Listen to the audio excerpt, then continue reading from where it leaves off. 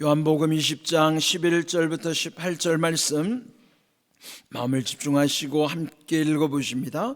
마리아는 무덤 밖에 서서 울고 있더니 울면서 구부려 무덤 안을 들여다보니 흰옷 입은 두 천사가 예수의 시체에 누웠던 곳에 하나는 머리편에 하나는 발편에 앉았더라. 천사들이 이르되 여자여 어찌하여 우느냐. 이르되 사람들이 내 주님을 옮겨다가 어디에 두었는지 내가 알지 못함이니이다. 이 말을 하고 뒤로 돌이켜 예수께서 서 계신 것을 보았으나 예수이신 줄을 알지 못하더라. 예수께서 이르시되 여자여 어찌하여 울며 누구를 찾느냐 하시니 마리아는 그가 동산지기인 줄 알고 이르되 주여 당신이 옮겼거든 어디에 두었는지 내게 이르소서. 그리하면 내가 가져가리이다. 예수께서 마리아야 하시거늘 마리아가 돌이켜 히브리 말로 랍오니 하니 이는 선생님이라는 말이라. 예수께서 이르시되 나를 붙들지 말라. 내가 아직 아버지께로 올라가지 아니하였노라. 너는 내 형제들에게 가서 이르되 내가 내 아버지 곧 너희 아버지 내 하나님 곧 너희 하나님께로 올라간다 하라 하시니 막달라 마리아가 가서 제자들에게 내가 주를 보았다고 또 주께서 자기에게 이렇게 말씀하셨다 이르니라. 아멘. 오늘 우리 부활절을 맞이했습니다. 기독교 신앙의 가장 핵심은 부활의 신앙이죠. 감히 타종교에서는 부활 상상할 수도 없고 또 우리의 합리적인 생각이나 상식으로도 도저히 납득하기 어려운 놀라운 하나님의 섭리요 또 신비의 사건을 예수님이 우리에게 보여주신 사건입니다. 오늘 이 요한복음 20장도 부활 사건을 기록한 내용입니다. 오늘 20장 1절을 보시면은 안식 후 첫날에 일찍 아직 어두울 때에 막달라 마리아가 무덤에 와서 돌이 무덤에서 옮겨진 것을 보고 이렇게 기록이 되어 있습니다. 안식 후 첫날이라 하는 것은 원래 안식일은 토요일이죠. 그러니까 토요일이 지난 날 첫날이니까 오늘 주일인 것이에요. 그러면 왜 우리가 주일 신앙을 또 하나님께 예배드리는 것인가를 여기서 말씀해 주는 것입니다. 주님 이전에는 안식일 신앙이었지만은 예수님의 부활하신 이후에는 안식 후 첫날 즉 주일의 신앙으로 하나님께 영광을 돌리는 것이죠. 그런데 여기 오늘 이 1절을 보시면은 그때 안식 후 첫날 새벽 일찍 동트기 전에 막달라 마리아가 예수님 무덤에 찾아온 것입니다. 근데 여기에 이 주인공 막달라 마리아는 이 막달라라는 것은 지역의 명칭이에요. 그러니까 막달라 지역의 마리아라는 이름을 가진 여인이라는 뜻이죠. 그런데 오늘 이 요한복음뿐만 아니라 사복음서에는 부활의 증인들로서 기록되어 있는 내용 중 특별히 이 막달라 마리아를 다 언급하고 있는 것입니다. 그런데 이 요한복음에서는 특별히 이 막달라 마리아를 아주 집중하고 있는 것이에요. 그런데 그 무덤에 이르렀을 때는 이미 무덤에 돌이 옮겨졌다 하는 것이죠. 그때 이 막달라 마리아가 불안하고 또 두렵죠. 그리고 거기를 처음에 갔던 일을 제자들에게 말해줬을 때 거기에 처음에 함께 했던 그 두 제자는 요한과 베드로였습니다. 네, 그들도 부활하신 예수님을 보기는 그 빈 무덤을 보기는 했어도 예수님을 만날 수는 없었습니다. 그리고 먼저 두 제자는 돌아갔는데요. 또 이 마리아는 그 무덤 속으로 들어가 보았던 것이죠. 오늘 여기 7절을 말씀해 보면은 거기에 부활의 증거로서 예수님의 그 시신의 머리를 쌌던 두건과 그 몸에 감아두었던 이 세마포 수의가 함께 놓이지 않고 서로 딴 곳에 처음에 쌌던 대로 놓여져 있었다 하는 거예요. 부활의 증거로는 무덤이 비어 있는 것과 더불어 그 수위가 그대로 있다는 것이죠. 보통은 그 수위를 누가 풀었다면은 헝클어져 있을 것이고, 만약 예수님 자신이 풀었다 하더라도 그 풀어진 헝클어진 모습이 있을 거예요. 그런데 신기하게도 마치 그 번데기가 그 구멍에서 몸이 쏙 빠져나오고 그 집은 그대로 있는 것처럼, 예수님의 시신만 쏙 빠져나오고 머리를 쌌던 두건, 그 다음에 몸을 감았던 그 수위는 그대로 있는 거예요. 그는 부활하시는 것 몸으로 싹 빠져나오셨다는 것을 증명하는 것이죠. 이렇게 놀라운 일을 경험한 다음에 또 먼저 왔었던 그 두 제자들이 다시 달려와 가지고 그 안에 들어가 본 것이에요. 오늘 읽진 않았지만 8절을 보시면은 그때에야 무덤에 먼저 갔던 앞서 왔었던 그 두 제자도 들어가서 보고 믿더라 하는 거예요. 그 확실한 증거를 보고 믿기는 했는데 아직 예수님을 본 거는 아니잖아요. 그런데 여기 먼저 갔다는 것이 물론 그들이 처음에 먼저 갔었지만은 경험할 수 없었던 것처럼, 신앙은요 먼저 하는 것이 사실 자기 삶에 유익할 수도 있지만은 그 체험적인 것이 없을 때는 먼저 믿었다고 하더라도 이런 어떤 체험이 없을 때 사실은 그것이 그렇게 그에게 중요하지 않을 수도 있습니다. 그런데 그들이 이제 그 무덤에서 일단 예수님이 부활했다는 사실을 믿게 된 것이고, 그 다음에 11절을 보시면은 마리아는 무덤 밖에 서서 울고 있었는데 울면서 구부려 무덤 안을 들여다본 것이에요. 무덤 밖에서 울고 있었는데 또 울면서 무덤 안으로 들여다보게 된 것이죠. 그때 거기에는 천사들이 있었던 것입니다. 그런데 마가복음 16장 9절을 보시면은 거기에는 이 막달라 마리아가 어떤 사람이었는가를 알려주는 내용이 나와요. 예수께서 안식 후 첫날 이른 아침에 살아나신 후 전에 7 귀신을 쫓아내주신 막달라 마리아에게 먼저 보여주셨다는 것이죠. 그렇다면 이 막달라 마리아는 어떤 여인인가 알 수 있죠. 이전에 그는 7 귀신에게 고통당하던 여인이에요. 그 귀신에 묶여있고 매여있고 눌려있었던 지난 그 고통의 세월 속에서 예수님을 만남으로 말미암아 그 모든 것을 끊어주신 거예요.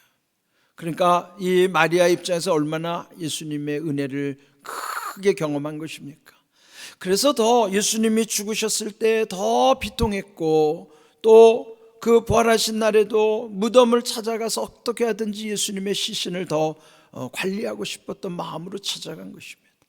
그러니까 무덤을 찾은 것은 부활하신 예수님을 기대하고 온 게 아니라 죽은 시신이라도 한 번 더 보기 위해서 오게 된 것이죠. 그런데 막상 와보니 무덤은 비어 있었고 시신이 보이지 않아 두려워하고 있었고, 그래서 울고 있었다는 거예요. 14절, 뒤로 돌이켜 예수께서 서 계신 것을 보았으나 예수이신 줄은 알지 못하였더라 하는 거예요. 근데 그 무덤 안에 2명의 천사들이 있었고, 그 천사들이 우는 이 마리아에게 어찌하여 우느냐 이렇게 물으신 거예요. 여러분이 운다고 하는 것은 단순히 슬퍼서만은 우는 것이 아니라 우리의 삶에 울어야 할 이유들이 너무너무 많죠.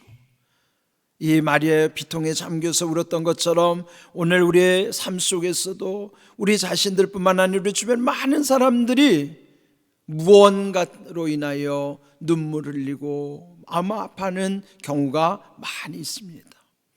그런데 막상 이 마리아가 그 소리를 들어도 현실을 제대로 분별하지 못하는 경우를 여기서 말씀하고 있습니다. 15절, 어찌하여 울며 누구를 찾느냐 하시니, 네, 이번에는 예수님이 직접 말씀하시는 거예요. 그럼에도 이 마리아는 그가 동산직인 줄을 알고 말하기를, 만일 당신이 옮겼다면 그 우리 주님 시신이 어디에 있는지 나에게 말씀해 주십시오. 예수님을 보고도 동산지기인 줄로 착각하는 거예요. 여러분, 우리가 무언가에 집착해 있거나 생각이 많으면은 눈으로 보고도 제대로 분별하지 못하는 경우죠. 예수님을 보고도 예수님인지를 알아보지 못하는 이 마리아의 모습 속에서 우리의 연약함을 또 보게 되는 것입니다. 근데 그 무덤 속에는 천사들과 예수님이 함께 있었던 것처럼 무덤이라고 하는 절망의 상황 속에서도 주님이 함께 하셨다면은 우리의 평소 일상 속에도 주님이 늘 우리와 함께 하시고 천사들이 우리와 함께 한다는 사실을 우리는 성경을 통해서 확실히 알게 되는 것입니다. 그러면은 우리의 눈에 보이지 않아도 또 지금도 주님은 우리 가운데 함께 하시고 천사와 우리와 함께 한다는 사실을 우리는 믿게 되는 것입니다. 근데 이 주님의 음성을 들을 때 다시 이제 마리아가 다시 주님을 알아보게 되는 광경이 16절에 나옵니다. 예수께서 이르시되 마리아야 하시거늘 마리아가 돌이켜 히브리 말로 라보니 하니 이는 선생님이라. 즉 마리아를 부르는 예수님의 음성 가운데 비로소 그의 눈이 열린 거예요. 그리고 히브리 말로 라보니, 그 뜻은 선생님 이런 뜻이라고 그러잖아요. 그렇게 이제 주님을 만나고도 여전히 그의 눈에서는 눈물이 흘렀을 거예요. 그런데 그 눈물이 의미가 달라지겠죠. 이전에는 예수님 돌아가신 것에 대해서 비통한 눈물이었다면은 이제 부활하신 예수님을 보면서 감격의 눈물을 쏟았을 것이에요.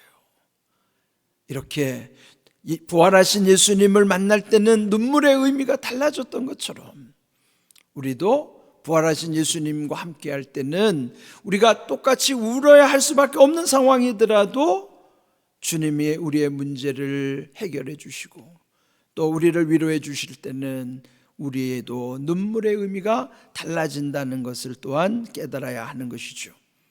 네, 오늘 여기 주신 말씀에 또 하나 깊이 생각해야 될 부분이 있습니다. 17절 나를 붙들지 말라 예수님 말씀하시는 거예요.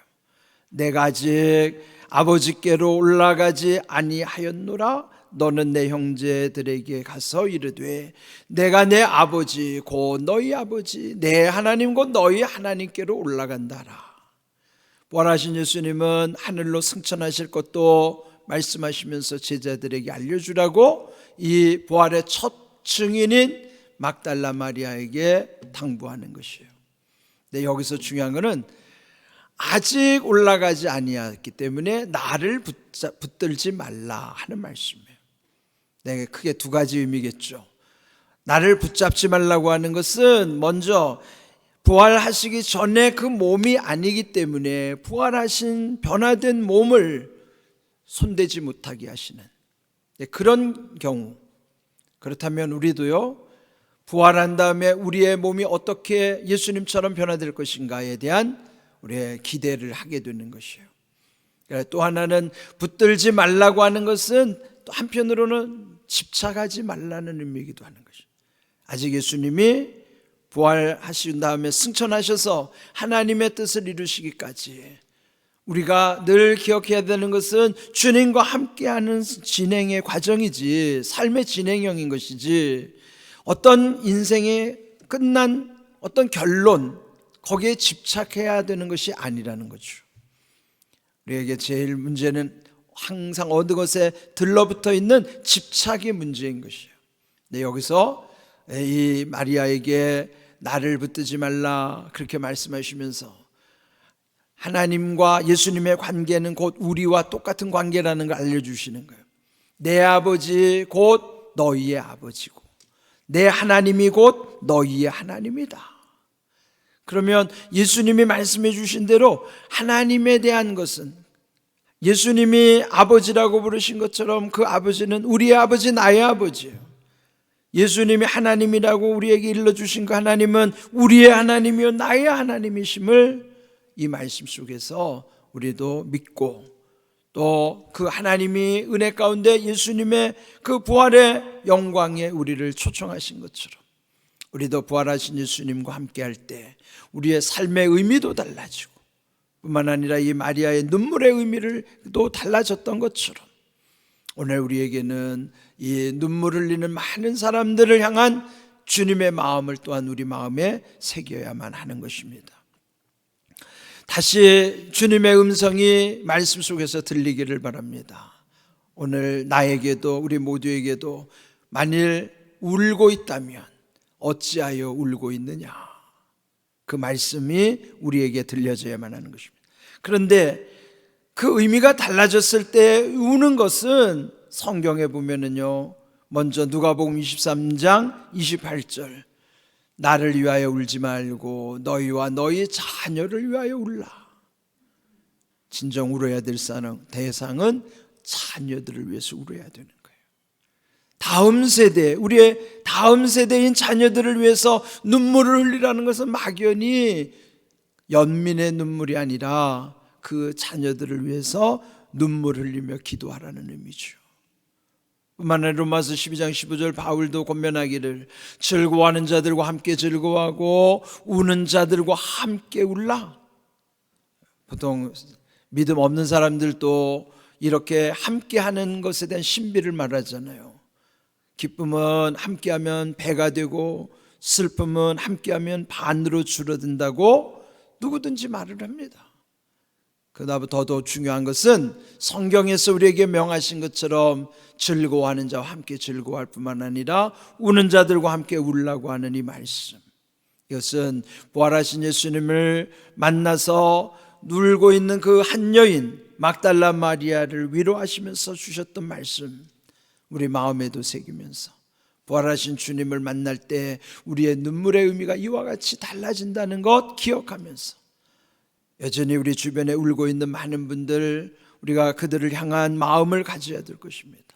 하나님 아버지의 마음을 구하면서 울고 있는 이들을 향하여 우리의 발걸음, 우리의 손길이 갈 수 있도록, 그래서 우리 모두가 부활하신 예수님과 함께 동행하는 삶 속에 그 모든 눈물의 의미가 우리의 삶에 다 확연히 달라질 수 있도록 그런 귀한 은혜, 이번 부활절을 통해서 이 음성을 마음에 새길 수 있기를, 그래서 여러분 삶 속에서도 주님이 눈물을 닦아주시고 또 주님이 함께 하심으로 우리의 모든 삶이 더욱 온전한 믿음 가운데 굳건히 설 수 있기를 주님의 이름으로 축복합니다. 아멘.